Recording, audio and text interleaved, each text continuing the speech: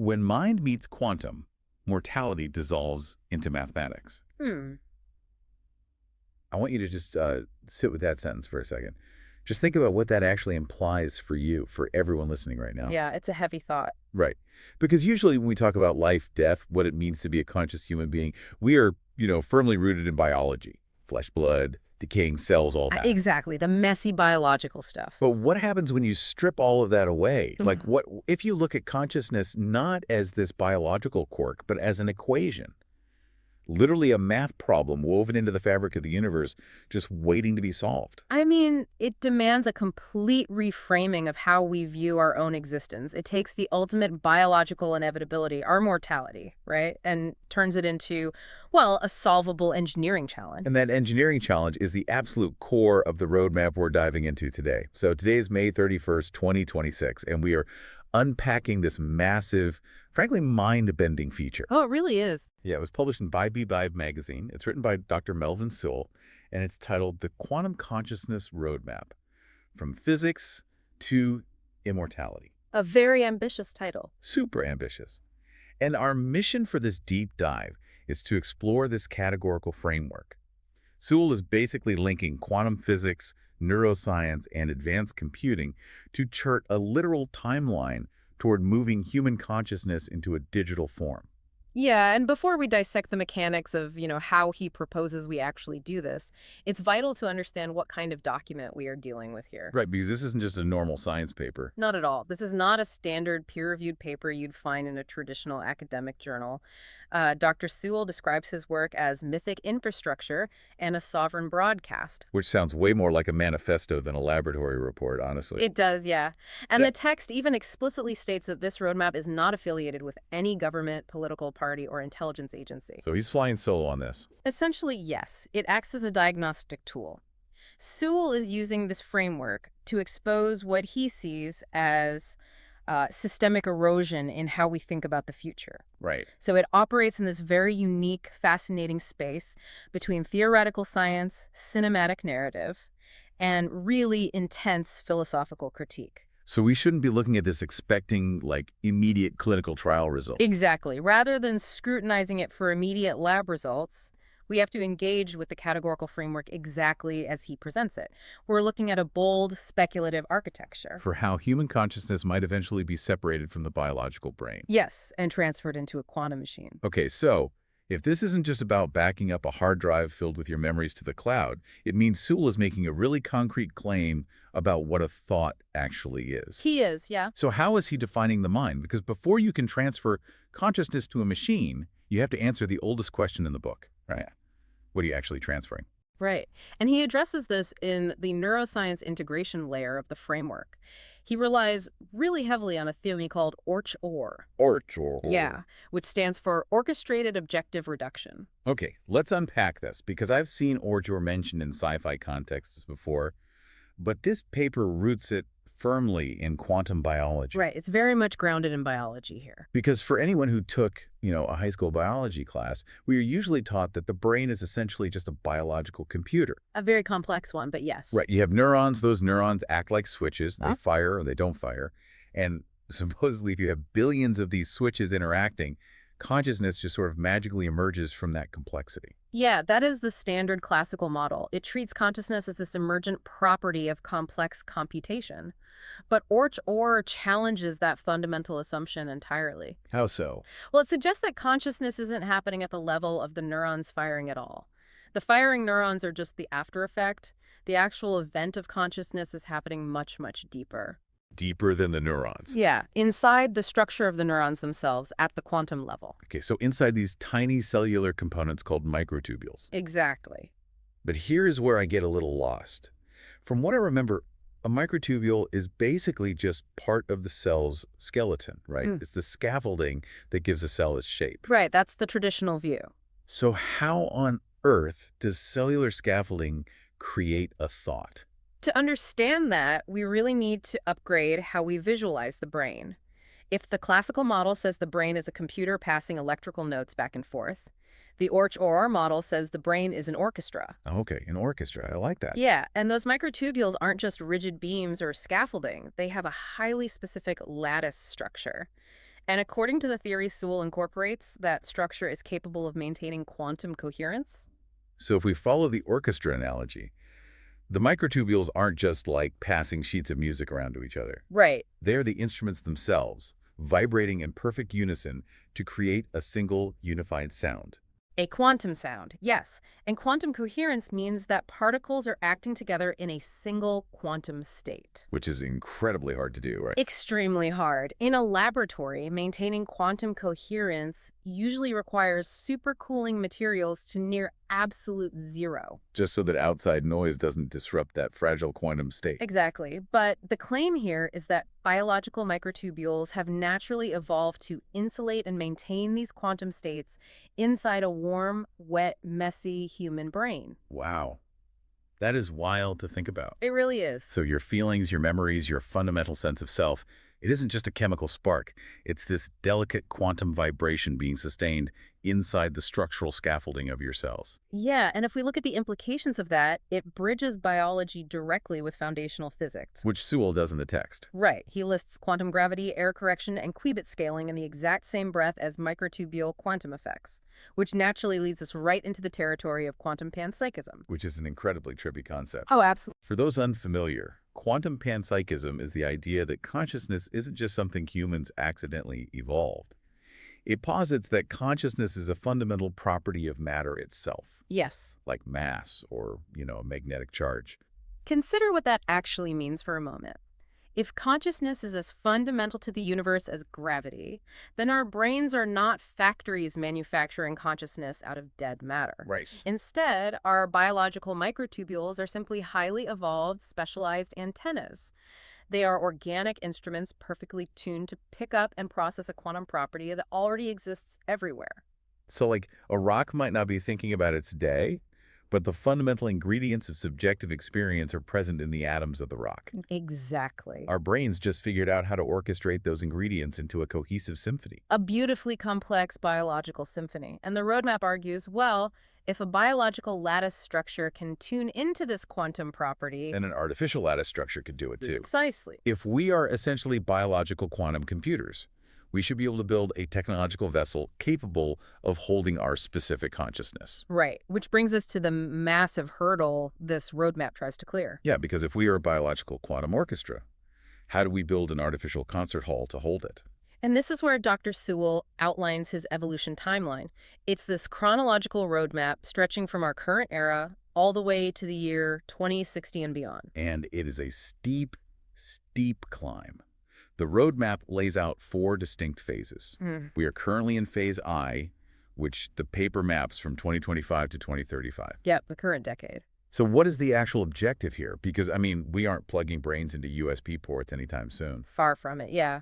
Phase I is really about mapping the terrain. Right now, humanity is operating fault-tolerant quantum computers with hundreds, maybe thousands of qubits. Okay, just to make sure we are all on the same page here. A qubit is the quantum version of a regular computer bit. A classical bit is a switch. It's either a 1 or a 0. But a qubit, thanks to quantum superposition, can exist in a state of being 1, 0, or any combination of both simultaneously. Which gives them just unimaginable processing power.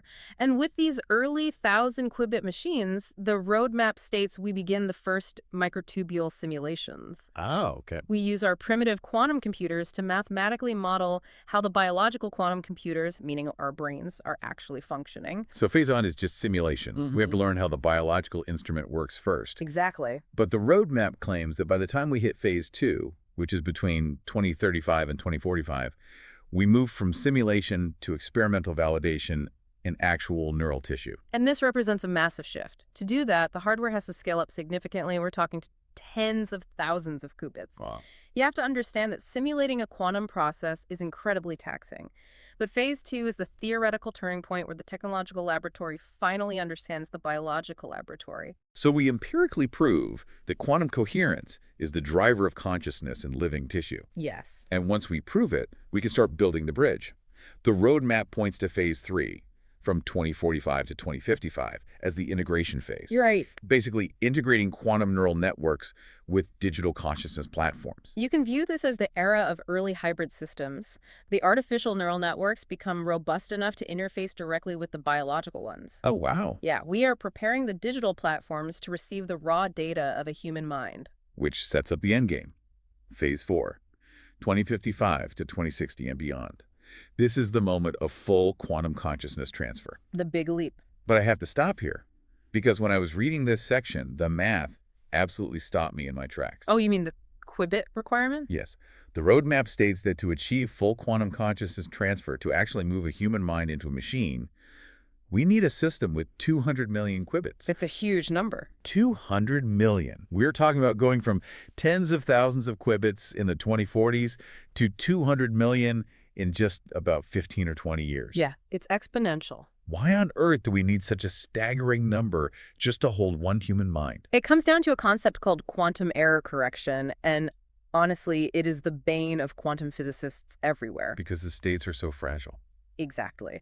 We mentioned earlier that quantum states are incredibly delicate. A slight change in temperature, a stray cosmic ray, or even just electromagnetic noise can cause a qubit to lose its superposition. It collapses. Right. It collapses and it forgets its data. So it essentially loses the melody it was supposed to be playing. Precisely. In a biological brain, evolution has somehow figured out how to protect that delicate state. But in a synthetic machine, physicists have to build elaborate mathematical shields. To protect the artificial qubit. Yeah. To get just one reliable, stable qubit, what scientists call a logical qubit, you might need thousands of physical qubits surrounding it just to catch and correct its errors in real time. Oh, I see. So when Sewell says we need 200 million qubits, he's not saying the human brain has 200 million moving parts. No, not at all. He's saying we need an architecture of that immense size just to generate enough stable, error-corrected processing power to mimic the natural insulation of the biological brain. You got it. It is an exponentially difficult engineering problem. You are fighting against the natural entropy of the universe, which constantly wants to collapse those quantum states into basic classical noise. But you know, this leads to a very real human problem with this timeline. What's that? Well, if you are listening to this deep dive right now and you're thinking, wow, I really want to live long enough to upload my consciousness, a 35-year wait for a 200 million qubit machine feels like a massive biological gamble. Oh, absolutely. I mean, if you were 40 years old today, surviving until 2060, just to maybe see the hardware completed, is terrifying. Are we just racing against our own decaying cells, hoping the engineers finish the concert hall before we die? If you look at it strictly as a linear hardware problem, yes. The wait feels agonizing, and for many people, it'll just be impossible. Right. But that exact tension, that race against biological death, is where Dr. Sewell's roadmap introduces a fascinating philosophical workaround. The existential loophole. Yes. The text introduces the concept of digital immortality as a bridge. Okay. It explicitly states, before the 200M qubit threshold, humanity may achieve digital immortality through uploaded consciousness and cyborg integration. Now, I really struggled with this part. If the ultimate concert hall, the 200 million qubit machine, isn't built yet, how are we uploading anything? Like, where are we going? Well, we would be uploading into transitional digital frameworks. Think of advanced classical supercomputers, early cyborg chassis, or hybrid systems that might use phase 3 quantum neural networks. It's like a stopgap measure. Exactly. It is not the pristine, flawless, full quantum consciousness transfer of phase 3, but the argument is that it is sufficient to capture the continuity of the mind. But here's where I have to push back. Let's say it's 2040. The 200 million qubit system doesn't exist. No. But a company offers to scan my brain and upload my neural pattern into a massive server farm. Okay. If they do that, the biological me is still sitting in the chair. Doesn't that just mean I've created a really convincing digital clone of myself, while the real me eventually ages and dies? Ah, that is the classic transporter problem, and it's a vital debate in this field. Right. If consciousness is purely classical data, Copying it might indeed just create a clone. But remember, this roadmap relies on Orch OR, and quantum panpsychism. which assumes consciousness is a continuous quantum phenomenon. Exactly. If phase 3 integration allows for a gradual, seamless expansion of your biological quantum state into a synthetic hybrid state, the continuity of you isn't broken. Wait, really? So it's not a copy-paste situation? Right, you aren't being copied. The container holding the quantum symphony is being expanded, and eventually the biological portion is just allowed to fall away. Okay, assuming that continuity holds, the paper introduces a concept that absolutely blew my mind. The time aspect. Yes. It states that once this early digital uploading is achieved, the subjective experience of time becomes irrelevant. Immortality precedes technology. It's a brilliant insight. What does that actually mean for the person who uploads in 2040? It means we have to stop thinking about time objectively. Right now, the biological clock dictates how we experience time. You feel the hours pass because your cells are metabolizing, your body is aging, you get tired, you get hungry. Right. So let me try to put an analogy to this because it feels a bit like a video game mechanic. Oh, how so? Imagine you are playing a massive open-world game, and you need to travel to a city on the other side of the map. If you walk your character there, it takes you hours of real, actual time. Right, you experience every step of the journey. Exactly. You experience every tedious step. That is us, right now, trapped in biological bodies, waiting 35 years for the year 2060 to arrive. You are bound by the slow march of objective time. But what if you fast travel? You open your map, you click the destination, and you get a loading screen. Okay, I see where you're going with this. To the computer console itself, time is still passing. It has to render the new city, load the complex graphical assets, and process millions of lines of code. But to you, the player, It's instantaneous. the screen goes black for a fraction of a second, and then boom, you are there. The time the computer took to process the data is existentially irrelevant to your experience. And that is exactly the profound shift this roadmap proposes. If you upload your consciousness into an early digital platform, say in 2040, you are essentially entering that loading screen. Wow. You might go into a form of digital cryosleep or exist in a simulated holding environment. Because you lack a decaying biological body, your subjective experience of time fundamentally changes or even stops entirely. So outside the server room, in the physical world, decades are just grinding by. Yep. Engineers are pulling their hair out over quantum error correction. They are slowly, painstakingly scaling from tens of thousands of qubits to millions, fighting the noise of the universe. They are living through the harsh reality of the 2040s and 2050s. But to you, the uploaded mind inside the system. To you, 2060 arrives instantly. You are held in a state of digital continuity. As soon as that ultimate 200 million qubit system comes online and your data is ported into that final quantum vessel, you wake up. And for you, the 20-year wait never happened. Exactly. As Sewell poetically puts it, immortality may arrive before the machine that proves it. It's quite beautiful, really. You beat mortality to the punch simply by altering how your mind experiences the flow of time. You don't have to survive until 2060 in a fragile, aging body. No, you only have to survive long enough to reach the first viable digital bridge. Which completely shifts the pressure points of human evolution. The finish line isn't phase 7 anymore. Not at all. The critical finish line is simply reaching a stable phase 3. Once humanity crosses that threshold, the immense wait for the perfect quantum hardware is just math running in the background. The existential threat of death has just been paused. Exactly. It takes the terror entirely out of the timeline. But it also forces us to grapple with what existence actually is. How do you mean? Well, when we talk about life after death or digital immortality, we get so bogged down in the aesthetics of it. You know, servers and freezing rooms, blinking lights, robotic bodies. We project our current physical reality onto it. Right. But this roadmap forces us to realize that consciousness is, at its core, a purely subjective experience. Exactly. If you alter the container of consciousness, you inevitably alter the subjective experience of reality itself.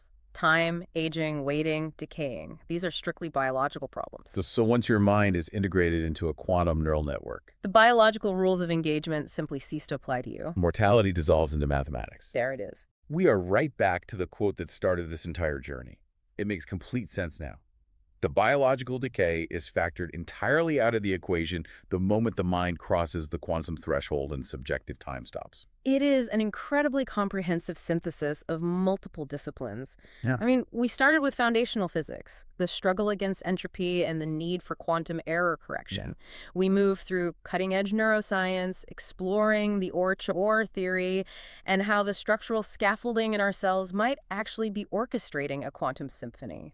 Then we charted a rigorous, phased timeline, looking at the massive, daunting leap required to reach 200 million qubits. Yeah. And finally, we arrive at an existential loophole that renders the agonizing wait time for that technology completely irrelevant. And all of this is presented under the banner of a mythic infrastructure. It's a sovereign broadcast challenging our current limitations. It demands that we stop thinking linearly about our own biological lifespans. Exactly, and start thinking exponentially about the nature of the self.